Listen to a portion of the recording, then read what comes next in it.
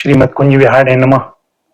श्री स्वामी हरिदास तीर्थराम अजन्मे के प्राकट्य दिवस की आप सभी स्नेहीजनों को बहुत बहुत बधाई एवं हार्दिक शुभकामनाएं।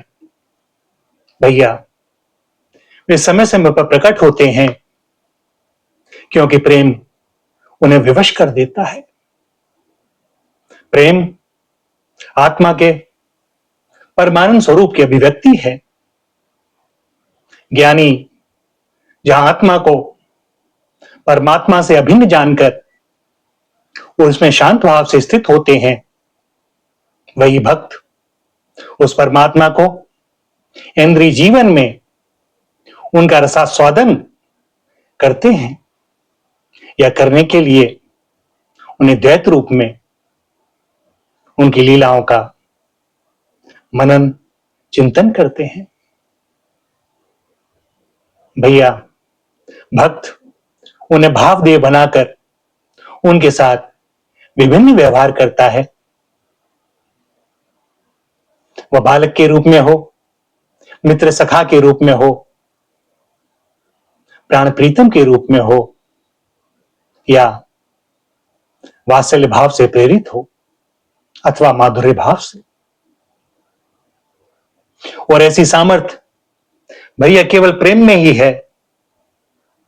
ज्ञान प्रकाशात्मक है।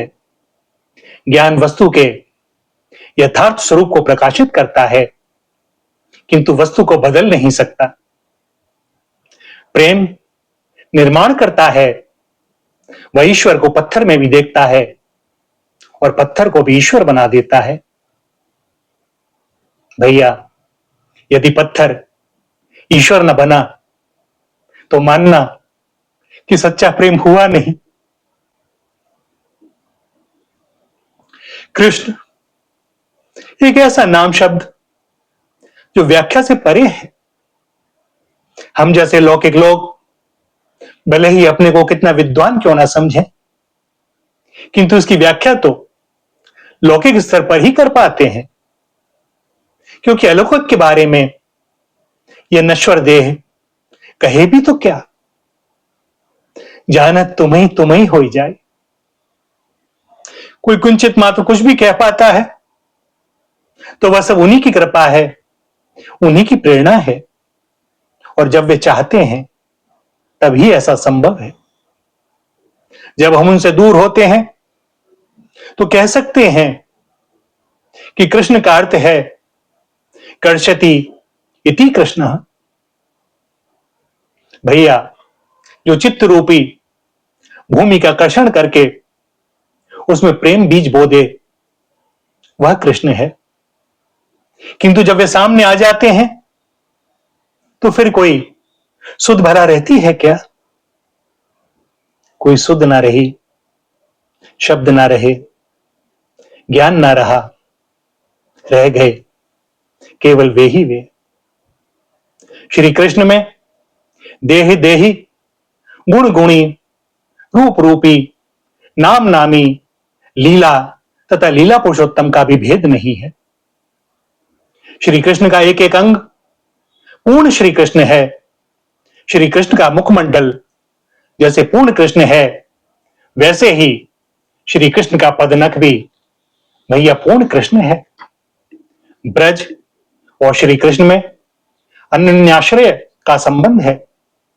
श्री कृष्ण के बिना ब्रज नहीं और ब्रज के बिना श्री कृष्ण नहीं।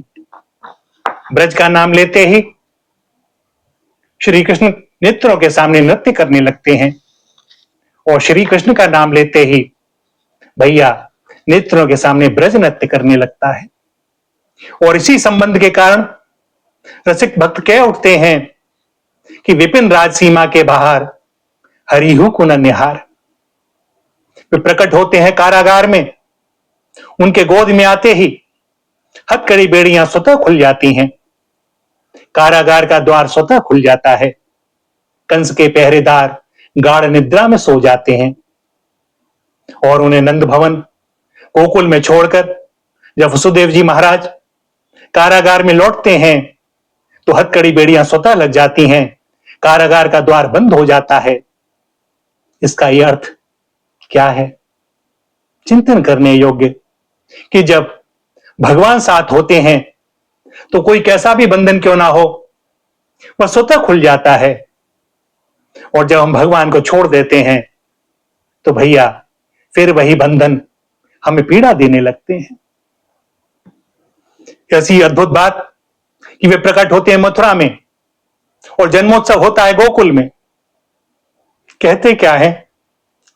जायो देवकी ने लाल, जसोदा जच्चा बनी। नंद घर आनंद भये, जय कन्हैया लाल की।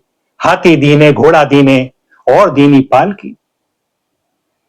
वह जन्मा अनंत काल से हमारे साथ है, अनंत काल तक रहेंगे, कालखंड से परे। हमें जो कृपा करके उन्होंने मानव जन्म दिया है, वह दिया है अजन्मा होने के लिए। दिने दिने नवम नवम, नमामि नंद संभवम। अरे भैया, अपने राम भी कैसी बातों में उलझ गए। अरे भोरी आराध्या पारो के संग जानो है, नंद महल को बधाई ले दे। चलो देखवे चले, या चौथेपन में जसोदा ने कैसे नंद कुंवर को जन्म दिया है। वह नीलवर्ण कोमल सुकुमार श्री राधा, श्री राधा, श्री राधा।